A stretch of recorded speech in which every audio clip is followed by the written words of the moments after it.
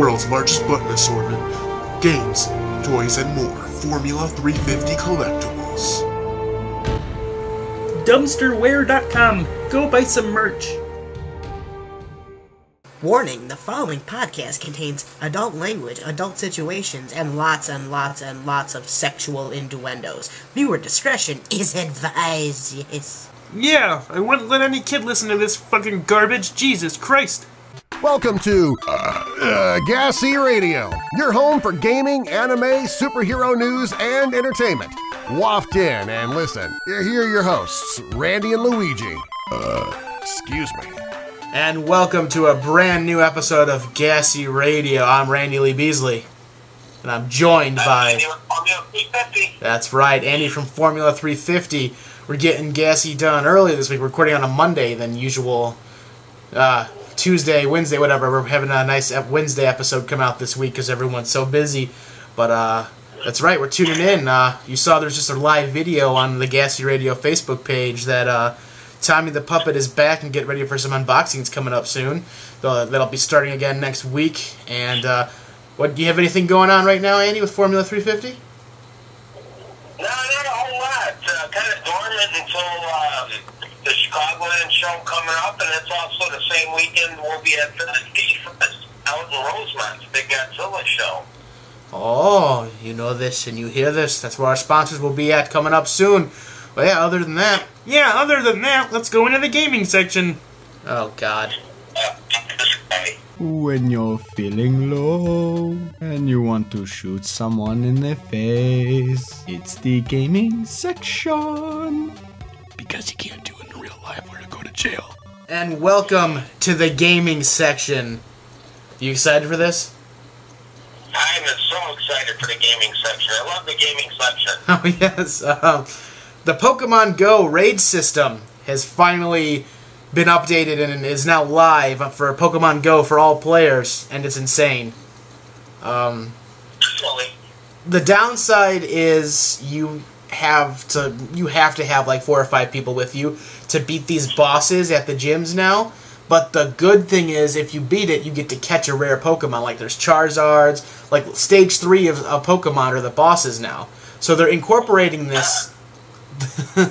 They're incorporating this because eventually, like there's that new sold out event that's happening in Chicago. They're gonna put out pop-up gyms and have these legendary Pokemon we've been waiting for as the big bosses, and they need like 200 people to beat it.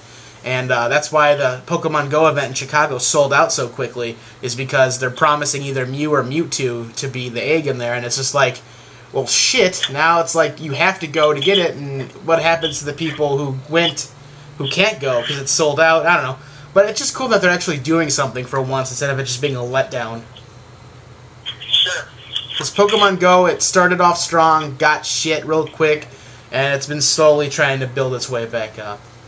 Now, Xbox loses, because last week they were trying to say and exclaim, hey, fucking, we have the best system with the new Xbox system coming out, and Sony counters that offer, saying the only place to play the new Spider-Man game is now on PS4, as Sony took a stand about Xbox claims that they will be the only one to have a good system, and since Sony owns Spider-Man in the video game and the film rights currently, I mean, they're sharing it with Marvel for the film, but that's a different story.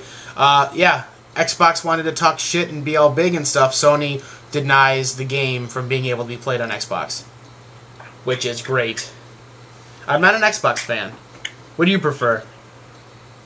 You know what, I will say, you know, I am kind of like partial to Sony, because I remember having the old school PlayStation and driving, GTA before it became all RPG looking. It was just a, driving game. Right. Yeah, I kind of have more partial to Sony. So, you know what? I shove it up fucking Microsoft's head. Fuck them. Right. I agree. I really do agree. They get too cocky for their money, and then they lose. And honestly, there's not much. People were saying Spider-Man can't run 4K on PlayStation 4 Pro, which is true. and all this other shit, but now it doesn't matter because Sony's taking a stand against Microsoft, so the only way to play the game, their exact quote, is by getting the PlayStation 4. So that's good. And the final piece I have, there's a lot of news that came out, but I'm saving it for next week's episode. A lot of awesome news. I've shared it already on my personal Facebook. Little hint, the SNES Classic, and that's all I'm going to talk about it. I'm going to save that for next week. That's going to be awesome. But my final piece of gaming news, there was some new Bully 2 leaked concept art that was just released. Again, a Sony game. And it looks awesome. The first Bully game was like Grand Theft Auto, honestly, for like kids and teens. And it was a really fun game. And I don't know, I'm looking forward to it. No, that's cool. Speaking of like vintage gaming and stuff, you know, what's funny, I was at the Benson the other day, and you know, I pick up vintage games when I see them, and I saw this lady, she had a bunch of like NES games, the original NES games, for cartridges for $0.25 apiece. Oh, wow. And I'm sitting there looking at it, I'm like, oh, which ones should I get? And I'm like, all of a sudden a little like voice in my head said, asshole. They're fucking vintage NES games $0.25 apiece. Grab them all. Right. Get them all. Yeah, so I don't know what the fuck I was thinking. I was like, you know, it was one of those, hey, I'm a fuck hard moments, and we all get them. No, I got you, man. But that's a good deal, especially considering some NES games can go up to $150, if not higher. You get the people...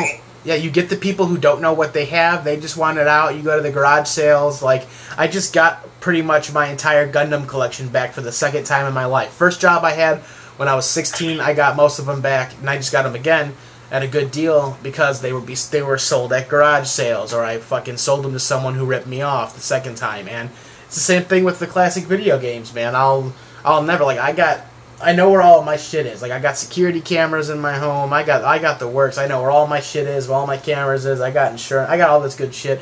I'll never let that go. So every once in a while, you get the morons who don't understand what they have, and they'll be like, "Oh, this fucking $150 toy, I'll sell it for $5. I'll take $3 for it. Oh, these NES games, they're from the '80s. They're not worth much anymore. Here's a nickel. Here's a quarter. Here's maybe 50 cents for this one because I know Mario's popular."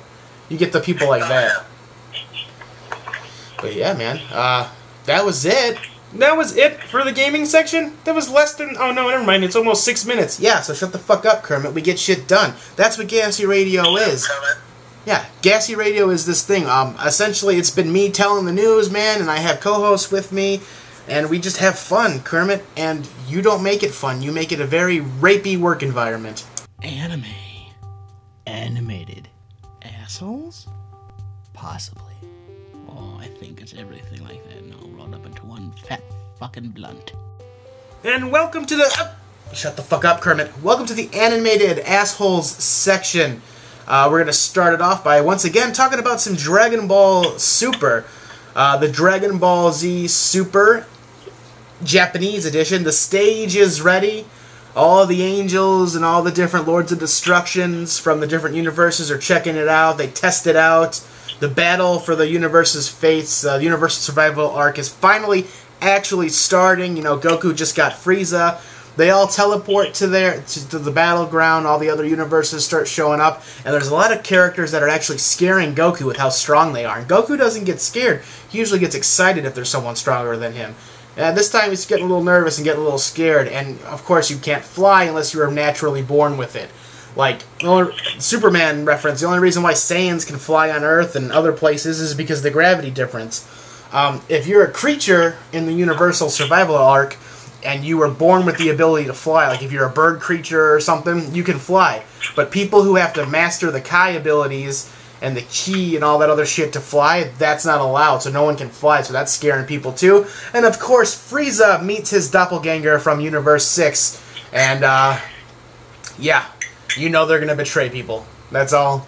That was a really good episode. It was a little bit of filler, mostly filler, but it was one of the good filler episodes where it'll still be included on the box set, not the ones like PyCon from DBZ that's just not even included, because that was just made while the anime was catching up to the manga.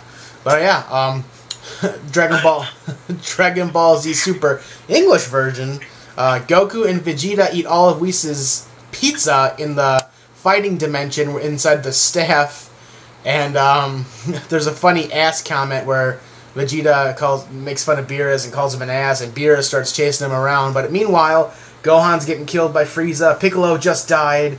There's no way, they find out that Frieza is on Earth and Goku and Vegeta can't get there. His instant transmission doesn't work. And speaking of which, rewind real quick, back in the anime, the Japanese version of the newest episode of Super, which is way ahead of the English version, there's actually a Yardat. One of the people that taught the alien creatures that taught Goku the instant transmission is in the newest episode. So it's a fun throwback. So anyway, back to the English version, man. Goku, Gohan's last-ditched effort before he essentially almost dies is he powers up Super Saiyan 2 to his max, and we all know by Super, Gohan's a little bitch in the English version because we're still early into it. He gets stronger again towards the newer episodes, but his power-up gives Goku a signal to lock onto, and they appear, and they get ready to fight Frieza. Vegeta destroys Captain Ginyu because, it's not the movie version. So Captain Ginyu came back, Vegeta fucking destroys him, and they're getting ready to fight, man. Typical DBZ stuff. Oh yeah, and did you ever, I know once in a while you get some good DBZ shit hanging up on your walls at Formula 350. Yeah. We're working on restocking right now and getting some really badass anime back in. Hell yeah, man. Remember you had all those Gundams at one time too, that was fucking awesome. That was ridiculous. That was ridiculous. And speaking about good animes, the Yu Yu Hakusho's Facebook site is now doing a live playthrough of the entire series, including the movies, until it ends. And that's pretty fucking badass. That's cool. And then before we get to the fun part of the anime section... Oh, there's gonna be a fun part? I'm surprised. Yeah, Kermit, I'm surprised I haven't killed you and made you into frog legs yet. Try it, bitch. Like an asshole frog fuck. Denise Daniels, the development expert and co-founder of the National Grief Institute, claims that Inside Out is based off of her children's TV program, The Moodsters. Daniels came up with the idea after counseling children following tragedies like 9/11 and Hurricane Katrina, and it involved a workbook that featured color-coded symbols to represent emotions, including red as anger, blue as sadness, and yellow as happiness. The concept was later developed as a pilot, and Daniels alleges that she and her team pitched it to Disney several times between 2005 and 2009, but the company didn't take it. 2 years after Inside Out's release, THR reports that she is now suing for breach of implied in fact contract because she expected to be compensated if Disney and Pixar used her idea. And this isn't the first time Disney has been accused of stealing an idea for one of their blockbuster movies. In the last 6 months, multiple accusations have come out, and we all know they do. Look at that. Original Total Recall movie sued the studio for allegedly basing Zootopia off the ideas he pitched without providing credit or compensation. Disney has responded to that lawsuit, saying that it was filed with paternity false allegations, but at the time of this writing, the company has not responded to the Inside Out lawsuit. So the Zootopia one's been handled, but the Inside Out one's being kept hush-hush, which usually means Disney's going to pay them out of pocket behind closed doors. Sure. And before we get into the best part, because most of the movie is animated, and you know this, a new episode of Dragon Ball Z Abridged came out, and I keep it separate because it's its own comedy thing. It's great. Cell games are still going on. Goku tags in Gohan. It's hilarious. It opens up with Mr. Popo and Little Green, a.k.a. Dende, smoking some Little Green. Cell clearly wants Goku, and we finally get Masenko X's friggin', they get to do the instant transmission Kamehameha, and it was great to see him get to live out that dream. That was fun. And now we get into the meat and bones, the best part. The fucking Transformers 5, not even a review, just a fucking... Oh, I got so much bad shit to talk about that. Let it rip. Okay, I am a very firm believer in... anyone that knows me will vouch for me that I really love the Transformers movie franchise. Even when everyone shits on it, I'm still the one minority going, hey, it's not that bad, guys, it's cool. Giant fucking robots running around, it's cool. Right. Now, this last one, I am a firm believer that they just went up to Michael Bay and said, look, we're doing more Transformers movies, here's a shit ton of money. And people are like, nah, I don't want to do it anymore. And they're like, here, we'll double it. Just, we don't give a shit what you put out, just put out some fucking piece of shit, and relight it, and that's it. He's like, all right, fine. And then he just does whatever. Hires fucking Mark Wahlberg and some hot fucking chick and whatever, and just goes, okay, here's just whatever, here's a shit ton of money, we don't care if you like it or not, just do it. Okay, fine. So I'm a firm believer that nobody should have acted in the movie. Michael Bay, who produced it, directed it, whatever, I don't think anyone gave a fuck. I mean, it was a piece of shit. I mean, come on, dude, it's shitty fucking Transformers. They bring that fucking hot rod, they don't explain it. They have a fucking French goddamn voice. They have a goddamn Transformer named Shelter. And everybody else is fucking out for fucking shit in Chicago that it's now a fucking demilitarized zone because the goddamn Transformers fought in it? Fuck off. What a big of dicks. You took the words right out of my mouth, man. Like, it was the same fucking thing. Like, I liked the first 2 Transformers movies. I liked 4 a little bit, too. But it's like the same thing. The same action styles, the same up-close fucking, like, animated robots. You barely can understand what kind of fucking action's going on. They give fucking past franchise characters like Lennox and fucking John T. from fucking, the Jesus from fucking Big Lebowski. They get like 5 minutes of screen time. They fucking write off Shia LaBeouf's character. I mean, they pretty much say, since Anthony Hopkins is like the last left of the Witwicky order and shit, see Sam Witwicky. If they are related, then that means that Sam Witwicky died, so they just kill off one of their other main characters off fucking screen, and I don't know. It was just the same movie to me as 3 and 4. It was horrible. It pissed me off for the fucking Transformers. How many more fucking times are we gonna evolve every fucking Transformer? From Bumblebee to fucking everybody. It just pissed me off. It was just like, oh, here's a new version of fucking Bumblebee. Right. Here's a new version of Hot Rod. And I feel like it just looks like I can't remember the cop's name. Not Prowl. Shit. Barricade? The cop? Barricade? Yeah, Barricade.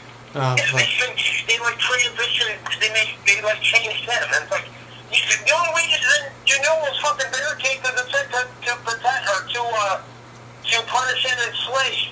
Right. Right, the fucking stickers on his vehicle. It was fucking terrible. And it's like they had no original ideas. They had Megatron come to the fucking government guys and they're like, oh, I need my crew back.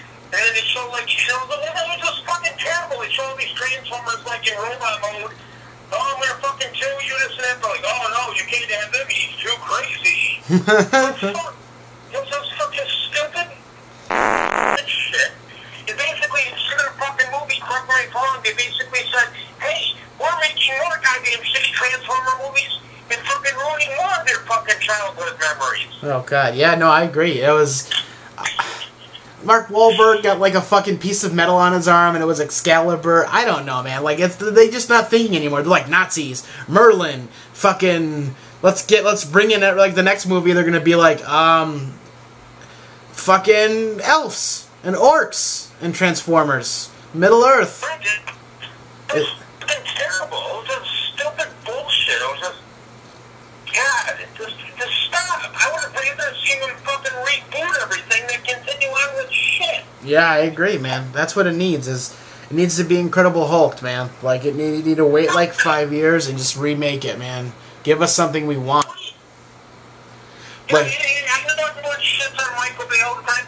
I actually enjoyed the last Turtle fucking movie when he finally realized, oh, we can't just make them just like stupid aliens or whatever. Right. But I liked it. I thought it was decent. I was happy that they brought out fucking Bebop and Rocksteady. I'm like, Krang and the Techno Drone. Yeah, that was. I didn't have a problem with Out of the Shadows. I have no problem with that, but I honestly believe that you continue to transform movies. Fucking reboot it. Do something. I look at how many fucking Spider-Man's been rebooted. Right. And that's the thing I get. Like, when Michael Bay produces something, it has a chance. Like, he didn't direct the Ninja Turtle movies, right? He just produced them? Or did he direct those pieces? Did he direct the Ninja Turtles, too? I'm not sure. Right. I don't know. But, like, all I know is... that's how much I don't care. All I know is Michael Bay in the directing helm of Transformers. Besides the first one, and honestly, I didn't have a problem with 2. I didn't have a problem with 3. 4 was like got really dark, whatever. 5 was just a repeat and didn't make any sense. And it's just at this point, like for fuck's sake, Mark Wahlberg's character's daughter just had a fucking voice cameo through a phone. Yeah, it was pretty lame. Like, that's like me calling you for a movie and just having you talk through the movie when I know I can get you over. You know, like, what is she doing? I know she was doing Baywatch or whatever, but what the fuck else was she doing where she couldn't even be on set for like 5 minutes? I don't know. It pisses. I agree. It pisses me off, and yeah, that's all. We fuck Transformers 5. We're gonna move on to the superhero section. Hi, I'm RoboCop Batman, and you're listening to the superhero section. Who has a feather in my ass? Stop that. And after that fucking tirade against the horrible Bayformers, we're in the superhero section, and we're going to start off with something interesting and something I like. Carnage is set to be the villain of the first Venom film. And, Awesome. yes, I mean, how long have we been waiting for Venom? Like a real Venom. And how long have we been waiting for fucking Carnage? But think about with Carnage. How fucking, like, you're familiar with Carnage's origin and Yes. all that stuff, right? Yep. I just, even if they do a slight inkling of, like, Carnage's origin, they would just be incredibly badass. Yes. You know, you take a guy that's locked up in prison, mass murderer, fucking bad shit, crazy. Yes. He's like Joker. Given the power of Venom. Oh yeah. I'm excited for that. I don't know. A lot of people are saying like, oh, that's if Tom Hardy stars in Venom. I don't give a fuck who stars in Venom. As long as he's better than Topher Grace, we'll have a good Venom movie. I think a fucking rock you pick up outside and paint black would be better than Topher Grace's Venom. I agree. I mean, they're Tom Hardy, and I hope he sticks with it. Right. And even more news, the Venom Spider-Verse is actually going to be part of the MCU. Regardless if it's the smallest little subtle hints or connections, Sony knows. Sony knows what to do now. They're like, okay, we can make our own movies, still involve Marvel, have connections, get a chance to bring them. So things are going good for it. And I know there's a lot of rumors and speculation going on that, you know, Sony's going to be bought out. Their film company's going to be bought out and everything because they're not doing good, and they're doing this just to get Marvel's attention and everything. And even if that's true, then it doesn't matter because we win, because Disney will buy Sony or whatever. Disney will buy them just to have the Marvel characters, because Disney owns Star Wars, they own Marvel, they own Pixar. And they haven't disappointed me with the films, man. I'm excited. No. You know what I'm excited about? And, you know, a mutual friend of ours is a big FF fan. Yes. He was telling me that they're going to be rebooting Fantastic Four with a twist. Is Doctor Doom gonna be actually badass in it? What was he saying? What is this, Matt?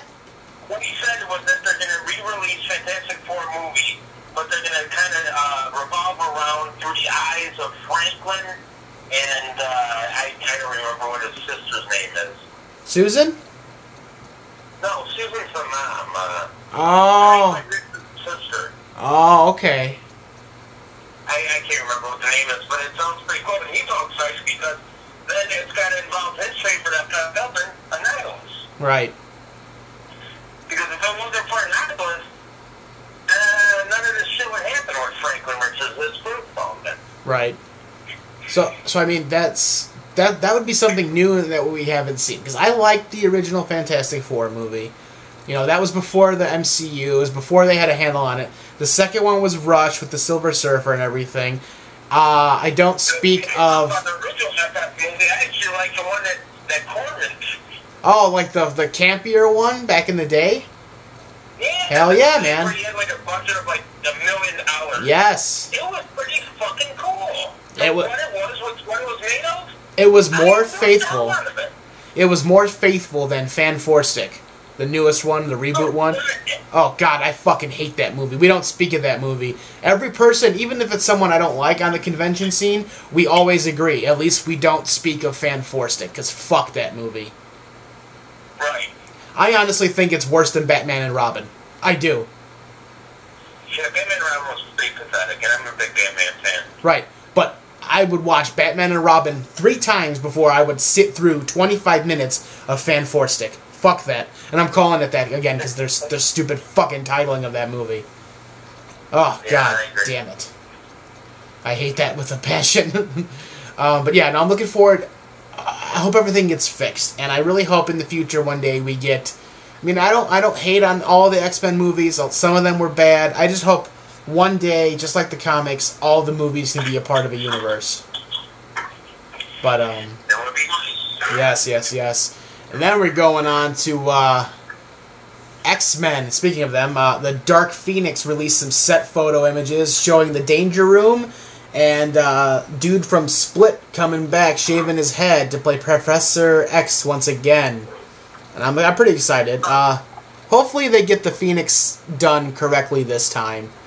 Because, again, I forgot, I don't know if it was Luigi, I don't know who it was, but they're like, oh, they've never done that. No, they did do Dark Phoenix in X-Men The Last Stand. And, not as bad as X-Men Origins, but it's still pretty bad in my opinion. And I just hope... The thing I will say with the X-Men movies is that I'm glad they realized their fuck-up. Right. They've redeemed themselves. They need the future past to correct everything. Yes. And I liked the Wolverine before that, and it was alright. And I really liked Logan. I liked Deadpool. They're getting their shit together. Yes. And they're doing a complete, you know, with Fantastic Four, they're fucking up. X-Men's universe is getting a lot better, and, you know, it sucks that Hugh Jackman's gone, but hopefully when they bring him back, you know, they reboot Wolverine, it's someone equally as good. Or at least someone we can grow into. But, I'm looking forward to, you know, not all crazy, but I'm looking forward to, again, maybe they can rectify the Dark Phoenix saga, you know, rectify Cyclops and Jean Grey, rectify all this bullshit.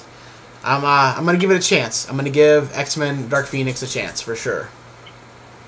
It'd be awesome. And there is, you know, again, I keep Supernatural's my favorite live action show out right now. Just like DBZ, Super is my favorite anime. You know, What's Supernatural on? it's on the CW, which used to be WGN and whatever, and the U or whatever. They combined. You know, Rick and Morty is my favorite animated show, non-fucking anime, but Supernatural. But Supernatural, what season is it? Like a billion? No, season 13 is starting this fall, and I've been watching it since the first couple promo trailers came out pretty much a year before the show started back in the day. 13 years strong, man. I mean, season 6 through 7 and 8 were a little rocky, but it got fucking good again. Now there's a rumor for the... they tried doing a spin-off not too long ago about the fucking vampire mafia family in Chicago. That didn't work. They're thinking about doing a spin-off with the brother and the sister, the psychic brother and sister, where this last season, spoilers, the sister died, but he brought her back with some fucking voodoo magic and put her in the wooden doll. I talked about it a couple episodes back. But that might not go off, but then I want to do one, you know, how their theme song for Supernaturals now is Carry On My Wayward Son. The final episode of every season, they always play it. Sometimes you get it before that. And they're thinking of doing a spin-off with Sheriff Jody Mills and her orphan children, who are not really her children, called Wayward Sisters. And it's just like Supernatural, but with girls. So I might give that a watch. Hopefully, you know, and honestly, being a big fan, you know, it's crazy. You know, I love Rick and Morty. As much as I love Rick and Morty, you know, it's only been out for 3 years. They already have a bunch of pop figures. Supernatural does too, but they have action figures, man. Supernatural's been out for 13 years, and I've fucking said this a million times. I'm waiting for good fucking, like, high-detailed Supernatural action figures, and I have yet to get them. And I'm fucking just sitting there like, what? Nectar should put them out, to be honest with you. Yeah, like, Jesus Christ, you think, like, fucking they would have been out already. You have so many characters, so much possibility, so much money people would spend on it. But yeah, man, so Wayward Sisters. We'll figure that shit out. We'll see if that ever happens. But that's it. Like, they go, I'm a car guy, and everyone gets Supernatural all the credit in the world, but they actually took a vintage sedan and made it look fucking cool. I agree, man. Like, that's what I love about Supernatural. It's cars, it's rock music, it's the supernatural. It's fucking brotherhood. It's blood. It's beer. It's fucking chicks. It's all this other shit. It's all rolled into one, man. I like that show. And right. I mean, for those of you that don't know what a sedan is, there's two types of cars. It's either called coupes or sedans. Coupe is 2-door, sedan is 4-door, and most car guys really only dig coupes, only dig the 2-door. But you do make the exceptions for, like, you know, supernatural. They really did bring back the sedan that, what is it, Impala or something? yeah, it's a 67 Impala. Yeah, it's pretty badass, even though it's a sedan. It's pretty fucking cool. Right. I do agree. I mean, I love the Impala. I wish I fucking could own one of those, but, you know, that's for later in life. You know, after I've either robbed a bank or become famous or did both. Or, you know, never know what happens. But that is it for the superhero section, man. We're going to go into the final section, the entertainment section. Here you go, Kermit, to get your little fucking voice cameo without me wanting to kill you. Yes, welcome to the entertainment section. They bumped me to the final section in there. Great, fuck you guys. Enjoy the entertainment, assholes. Yeah, did you hear my fucking voice? Yeah, that's right. This is my section, and this is my... Oh, I gotta go take a shit. I'll be back. Okay, thanks. Welcome to the entertainment section. The frog is gonna go shit. How you holding up, Andy? Oh God.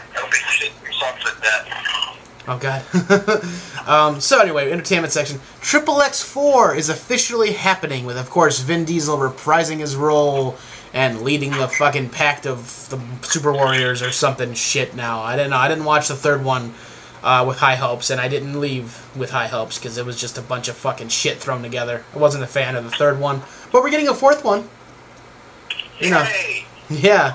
You know, that seems very familiar with another franchise where, you know, one that should have ended at 7, but they just kept going. But hey, whatever. Sad news, as no one died, at least I don't think, but Daniel Day-Lewis is retiring from acting. Wow. We're getting a legend going up to retirement, man, just like Sean Connery and all the others. Jack Nicholson, and everyone's retired, man. Jack Nicholson may come out of retirement for Kill the Irishman, but yeah, we're getting people retired. And honestly, sometimes you got to think of it as a good thing, because look at, I mean, honestly, look at Robert De Niro making stupid comedies now. Some of them are funny, some of them are just bad, and it's just like, someone who's held in such high esteem and making shitty movies. I don't know, but Daniel Day-Lewis is going off on a high note, and that's awesome. Han Solo. The original 2 directors for the Han Solo spin-off film, which has been rumored to be entitled Kessel or Kessel Run, they've been fired for having too much comedy in the film. Yep, they were trying to make it, they were changing the script themselves to make it more humorous, and that's not what the producers, Kathleen Kennedy, or anyone else wanted. It's a Han Solo movie. You want a little bit of humor, mostly tongue-in-cheek humor, but you want it to be fucking a good movie. And I guess the former directors were just fucking hamming it up too much. So Kathleen Kennedy stepped in and fired him, and now Ron Howard, who is an award-winning director, and you know he might have made a couple bad films, but everyone makes a couple bad films. He's taken over the reins of the Han Solo film. Okay, now is this going to be a Han Solo film, like a prequel to everything? Yep, another prequel. You would so you would think a young Han Solo is a smart-ass, kind of egotistical prick tyrant, right? Yes.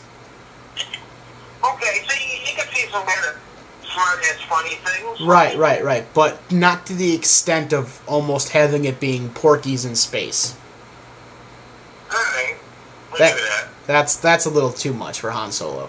I get it, though. You need to have some comedy. Definitely need to have the wise-ass humor and the attitude, but fucking tongue-in-cheek humor, that's going a little too far. He's not going to be making dick and fart jokes with Chewie while he's flying a fucking ship. You know. Speaking of Chewie and dicks, do you think Chewie's dick is from Karate, or... or like a human's? Yeah. I think it's like an elephant. It just hangs there, and when Chewie's ready... you've seen how gross Chewie's wife is in the Star Wars special. You know Chewie's like, oh shit, and he just has to get it over with right quick. 3 pump done. Fuck, where we leave off at? Talking about Chewie's dick. The name of this episode is now Chewies Red Rocket. Haha! That's great. Love it. You heard it first on here when the episode was named. Saw 8, which was called Saw Legacy, has been renamed. The title... I love this. Oh, hell yeah, dude. Every fucking except the first movie, every Halloween I was in theaters the Thursday midnight screening for each movie, man. It's been retitled Jigsaw, so it's not going to be called Saw 8, it's not going to be called Saw Legacy, it's just going to be called Jigsaw. I'm fucking so excited. That's awesome. So fucking excited. Especially if they do a new trilogy, man. It's like fucking years after. Oh, I can't wait. You know there's going to be twists and turns galore. I'm so fucking happy. I called this, actually. I called this. Movies are like Friday 13th movies and Halloween movies to me. I can't get enough of them. I think they're all fucking great. Me too, man. Honestly. I own them all except the last one and, of course, the new one. And I've had multiple marathons of them. They're just so fucking good, man. And I love that. I love how you can go back and show, there was... I adapted that style to some of my older films that were just YouTube films, like the original Tacos movies. You find out that there was characters there the whole time, you just didn't see them, but they've been there, they were there. I love that fucking aspect of the movies, man. And I just can't wait to see what they do for this one. Fuck, I can't wait, man. And I called this, I was like, they should just call it Jigsaw, man. I'm pretty sure I said that on GASE radio, and instead of Saw Legacy, lo and behold, it's becoming Jigsaw. Because that is Legacy. That's his name. That is his legacy. So, I like how, that's fucking badass, man. There is some sad news. One of the twins who played the baby in Ghostbusters 2 killed himself. Yeah. That sucks. Thoughts and prayers go out to your family, man. Depression's a motherfucker. And mental illness is a motherfucker. And then... To end it all. Yeah, I mean, you just made this episode go really fucking bleak and horrible. Kermit, your whole fucking life is bleak and horrible. Why don't you fucking do... fucking bastard. Whoa, whoa, whoa, whoa, whoa. Easy. That's a little dark. I'm never easy. It ain't easy being cheesy. You fucking puppet motherfucker. Okay, can you just finish the fucking... Oh my god, man. Anyway, the last piece of news that I have, Jurassic World 2's official title is called Jurassic World Fallen Kingdom, and the tagline on the poster is Life Will Find a Way. And we all know that Ian Malcolm, aka Jeff Goldblum, is returning for this movie. So we're going to get a full circle. Life Will Find a Way, Jurassic World, The Fallen Kingdom. That's badass, man. I loved the Jurassic Park movies, too. And he's... Oh, yeah, it's good stuff. Oh yeah, man. But yeah, that's it. It's been fun, man. It was a great episode. Kermit, you didn't bother us too much, man. It was good having you as a guest. That's all we could do at this time. We didn't have time to get you in the studio. Didn't even have time to really, get anyone in the studio. It's just one of those weeks, man. Shit's busy. Shit's picking up. We got some movie editing, some movie working, other jobs, other stuff getting, happening, and it's still good once a week, regardless. Yeah, it's good to be in the office, looking at all the collectibles, talking to people you like, and having fun, beating up puppets. Yeah, I love... Wait, what? Yeah, beating up puppets, man. This has been Randy Lee Beasley. And it was 350. That's right, and we will catch you next time on GASE Radio. Take it away, Darren. You've been listening to GASE Radio.